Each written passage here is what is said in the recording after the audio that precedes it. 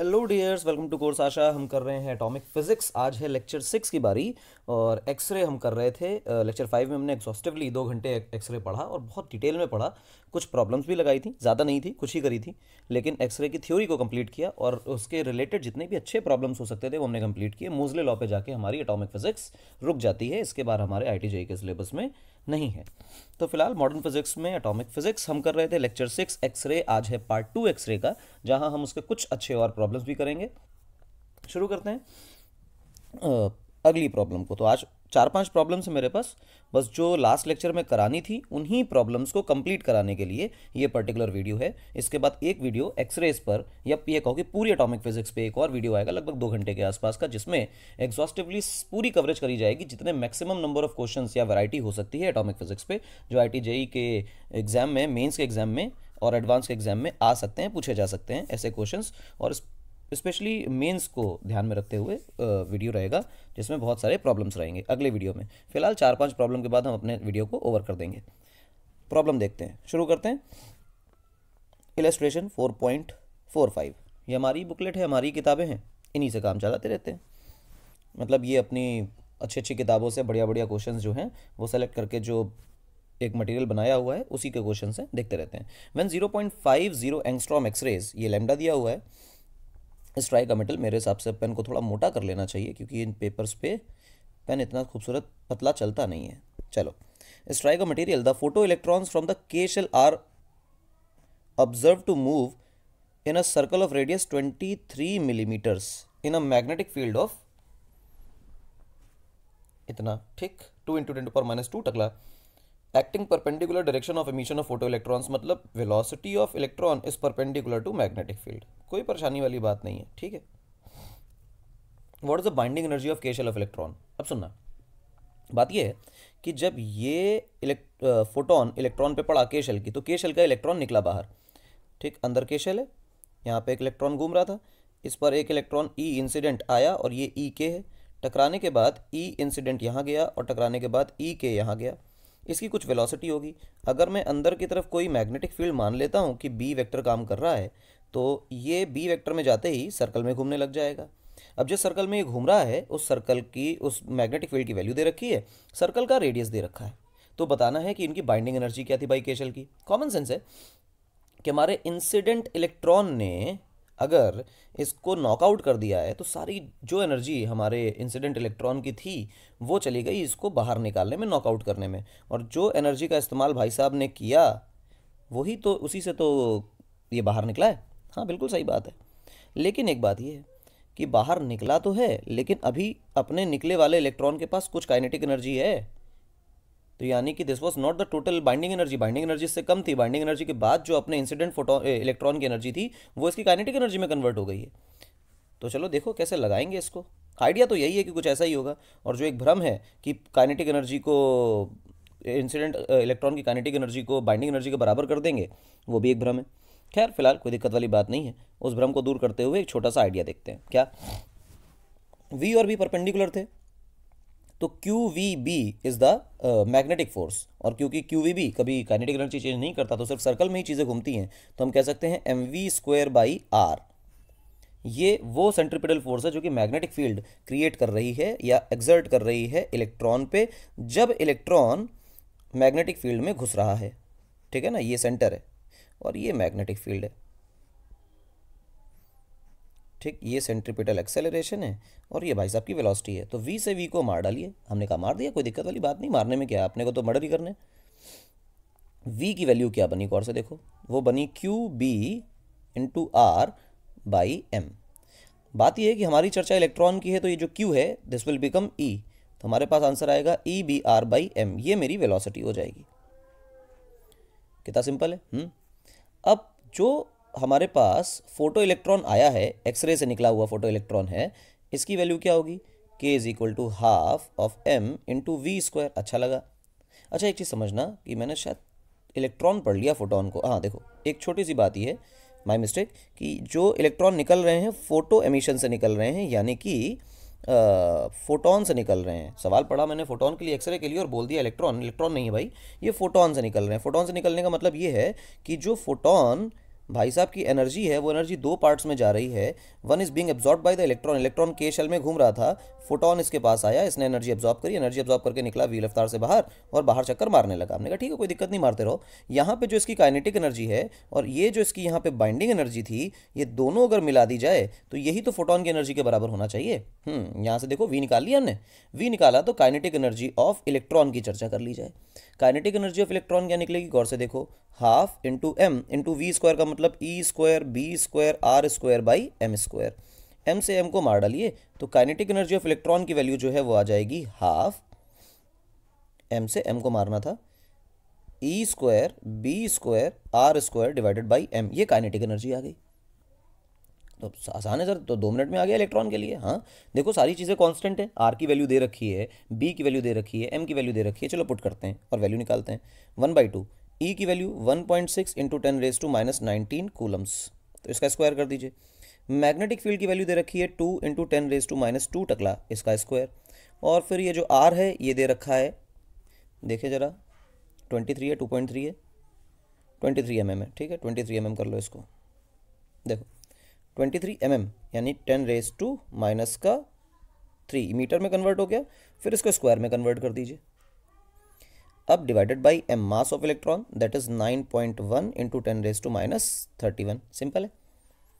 अब इसको सॉल्व कर लीजिए। सॉल्व करने में जा नहीं रहा हूँ, कैलकुलेटर मेरे पास है, 2 मिनट में कैलकुलेट कर लेते हैं और आंसर निकाल लेते हैं। इसका आंसर आ गया है 2.97 इंटू 10⁻15 और सब कुछ क्योंकि हमने एसआई में लिया था तो आंसर जूल में आएगा। अब इसको इलेक्ट्रॉन वोल्ट में भी कन्वर्ट कर सकते हैं और इलेक्ट्रॉन वोल्ट को किलो इलेक्ट्रॉन वोल्ट में भी कन्वर्ट कर सकते हैं। मैं आपको आंसर बताता हूँ, इसका आंसर 18.36 किलो इलेक्ट्रॉन वोल्ट आएगा। ठीक है, ध्यान रखें इसको। अच्छा, कैलकुलेशन क्यों करके नहीं दिखा रहे हैं, टाइम वेस्ट नहीं करना है। अब जो मेरे फोटोन की एनर्जी थी, ई ऑफ फोटोन, वो कितनी होती है, वो तो एच सी बाई लेमडा होती है। एच सी बाई लेमडा को कैसे लिखें, ये और कितने एंगस्ट्रॉम की बोली गई है, 0.50 एंगस्ट्रॉम। तो हम यहाँ लिख लेते हैं 0.50 एंगस्ट्रॉम, तो ये वैल्यू आएगी इलेक्ट्रॉन वोल्ट में। अब चर्चा कर ली जाए तो ये वैल्यू आती है 24.8 किलो इलेक्ट्रॉन वोल्ट। ये क्या किया, इसको सॉल्व कर दिया और उसके बाद ये वैल्यू निकाल दी। ठीक, इलेक्ट्रॉन वोल्ट से किलो इलेक्ट्रॉन वोल्ट में कैसे लिया है, 1000 से डिवाइड करके, और कैसे। अब देखो बाइंडिंग एनर्जी जो है वो क्या होगी, energy of photon minus kinetic energy of electron. तो हमारे पास जो एनर्जी ऑफ फोटोन है that is 24.8 kilo electron volt, और जो हमने अभी निकाली थी काइनेटिक एनर्जी वो ये थी। इन दोनों का माइनस कर दीजिए तो आपके पास आंसर 6.2 किलो इलेक्ट्रॉन वोल्ट आएगा। This is the massive binding energy of K shell. बहुत मैसिव एनर्जी है, मजाक की बात नहीं है। अच्छा क्वेश्चन है, दिमाग में आना चाहिए। आगे देखो, इफ के अल्फा रेडिएशन, के अल्फा, ठीक मतलब सेकंड से फर्स्ट में आ रहा है, ऑफ मोलिब्डेनम, जिसकी Z का नंबर 42 है, has wavelength of 0.71 angstrom, calculate the wavelength of corresponding radiation for copper and के अल्फा फॉर कॉपर।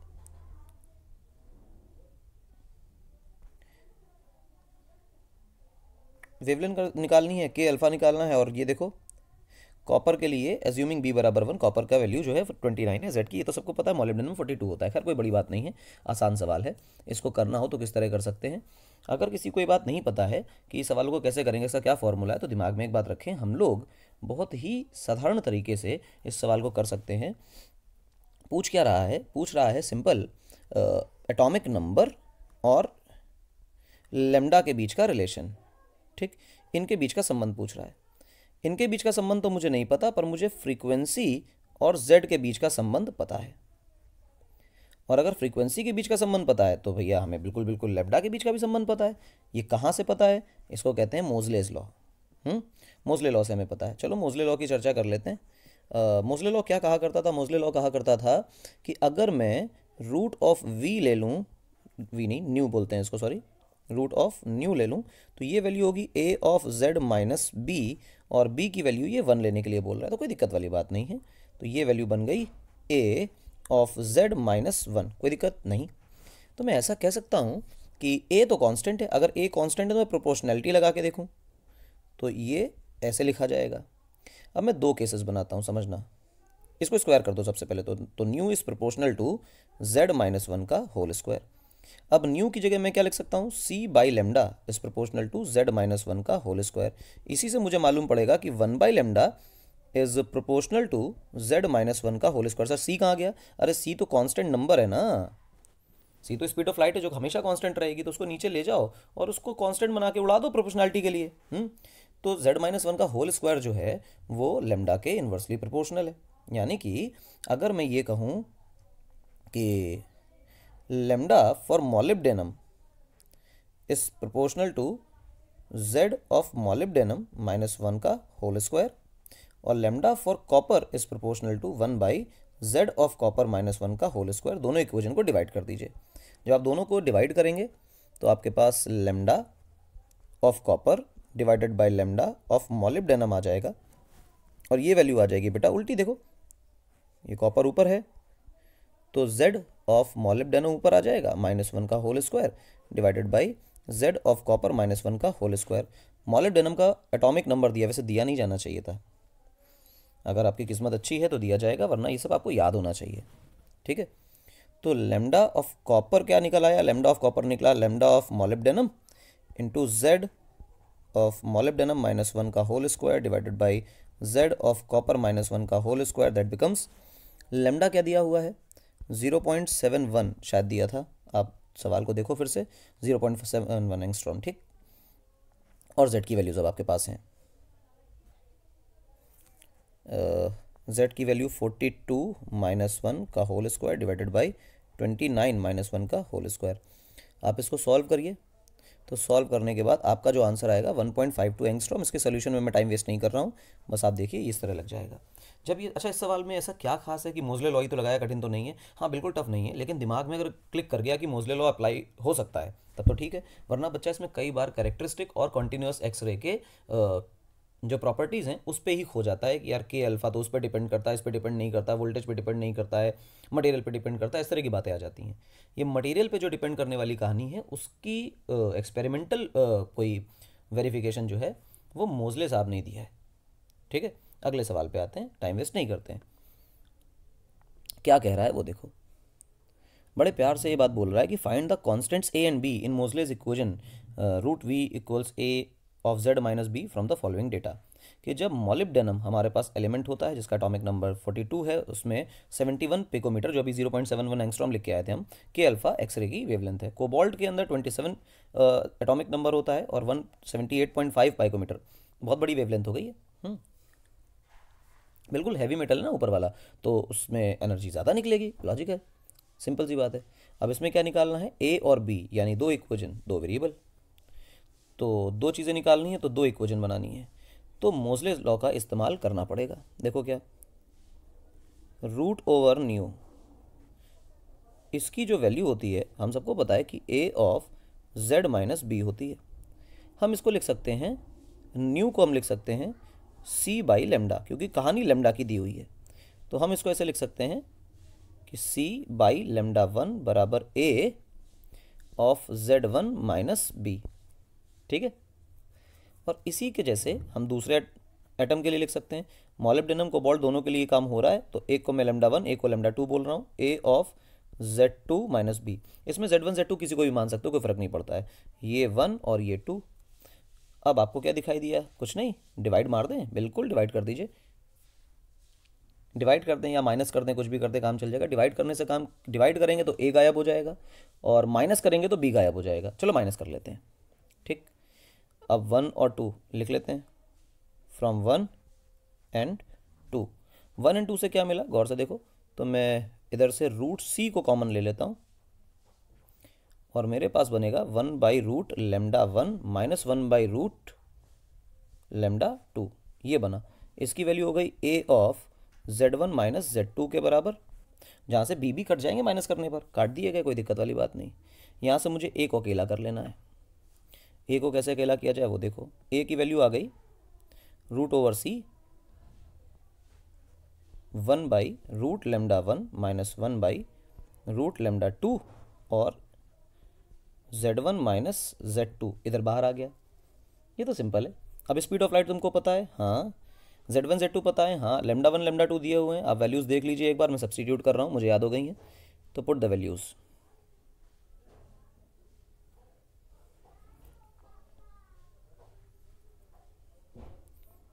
3 इंटू 10⁸ की पावर 1/2 डिवाइडेड बाय 42 माइनस 27। अच्छा, इसलिए Z1 माइनस Z2 किया, ताकि बड़ा और छोटा ऐसा रहे। वैसे तो कोई परेशानी नहीं होगी, अंदर भी कुछ है। 71 पिकोमीटर है, तो 10⁻⁻12 लिख लीजिए आप। इसकी पावर 1/2 लगा दीजिए, माइनस 1/178.5 पिकोमीटर में ये भी है, 10⁻12 लिखिए, और इसकी पावर 1/2 लगा दीजिए और बाहर लगा दीजिए ब्रैकेट। इस पूरे कबाड़ को आप कैलकुलेटर से सॉल्व करिए, मेरे पास आंसर है। आंसर इज 5 इंटू 10⁻7 हर्ट्स की पावर 1/2, क्योंकि सारा कुछ स्क्वायर रूट में ही आ रहा है, ठीक है ना, सारी चीज़ें स्क्वायर रूट में, तो हर्ट्स की पावर 1/2 आएगा। तो ये वैल्यू किसकी आ गई बेटा आपके पास, ये वैल्यू आ गई ए की। अब कहानी आती है बी की, कि बी कैसे निकाला जाए, तो बहुत सिंपल है, 1 डिवाइडेड बाई 2 ऐसे करके निकाल सकते हैं। तो 1 डिवाइडेड बाई 2 करोगे, सी से सी कट जाएगा, लेमडा 2 ऊपर चला जाएगा और लेमडा 1 नीचे आ जाएगा। ये कैसे हो रहा है, जो इक्वेशन अभी लिखी थी उसी से हो रहा है और कुछ नहीं। देख लो एक बार फिर से, इक्वेशन को 1 और 2 लिखी हुई है, एंड 1 और 2 में आप डिवाइड कर लीजिए, 1 ऊपर 2 नीचे, तो लेमडा 2 ऊपर हो जाएगा, लेमडा 1 नीचे हो जाएगा, कोई दिक्कत नहीं। उधर से देखो राइट साइड में, तो ए कट जाएगा, ए कटेगा तो मेरे सामने आएगा Z1 minus b upon Z2 minus b. अब इसी को देखो, तो लेमडा 1 और लेमडा 2 की जो वैल्यूज़ लिखी जाएंगी वो लिखी जाएंगी 178.5 पाइकोमीटर, और ये आ जाएगा 71 पाइकोमीटर, और 10⁻12 कहाँ गया, दोनों कट गए, कोई दिक्कत नहीं, बराबर 42 minus b upon 27 minus b. हम यहाँ से बी को अकेला करना है और कुछ नहीं, बस इसको सॉल्व कर लीजिए, बी की वैल्यू आपकी 1.37 आ जाने वाली है। ठीक, अच्छा सवाल है, बुरा नहीं है।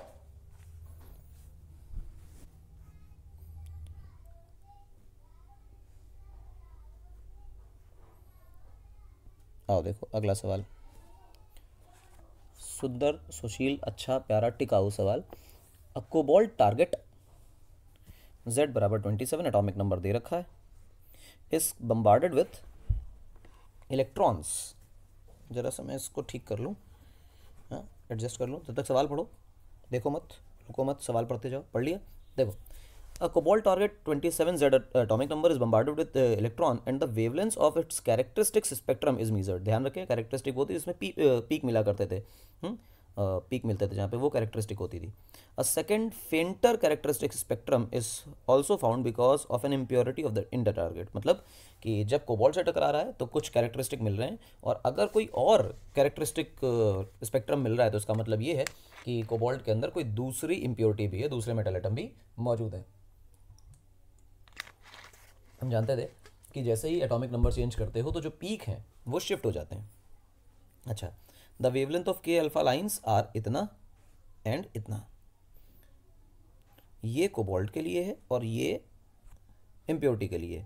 इम्प्योरिटी क्या है, कौन सी है, ये बतानी है, तो मोज़ले लॉ का इस्तेमाल किया जा सकता है। इम्प्योरिटी क्या है, कितनी है नहीं बतानी, क्या है, कौन सी वाली बात बतानी है, कौन सी के लिए हम मोज़ले लॉ का इस्तेमाल कर सकते हैं, क्योंकि एटम को पहचाना उसके एटॉमिक नंबर से जाता है, Z से, और अगर Z से पहचाना जाएगा तो Z का रिलेशन तो हमारे पास मोज़ले लॉ में ही है।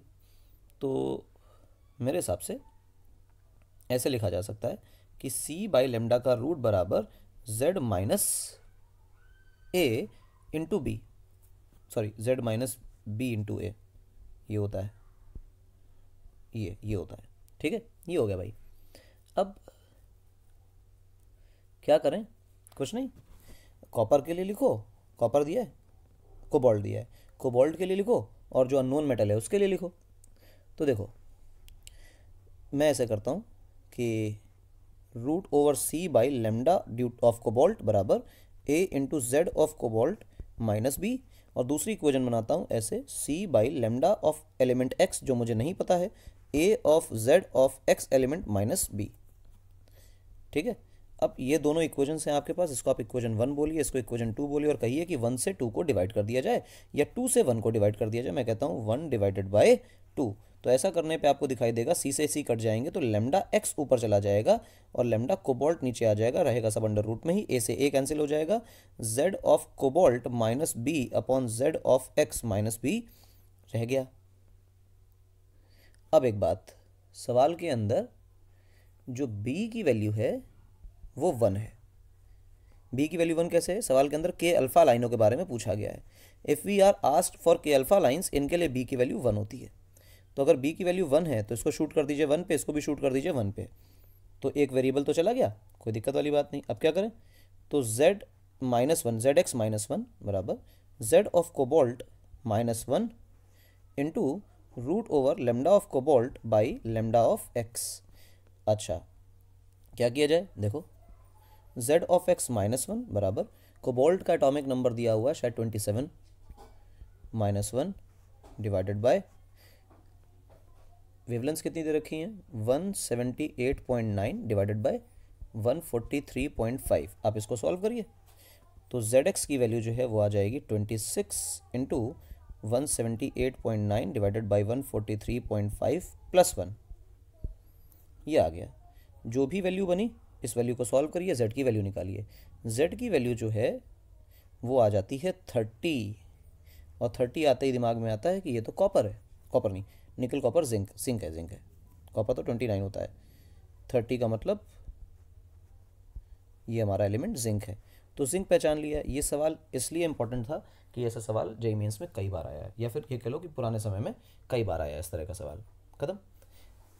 जितने प्रॉब्लम्स वैरायटी हो सकती है वो सारी ख़त्म हो गई, और अब मिलेंगे शाम को जब हम पढ़ेंगे इसकी प्रॉब्लम्स प्रीवियस ईयर। तब तक के लिए धन्यवाद।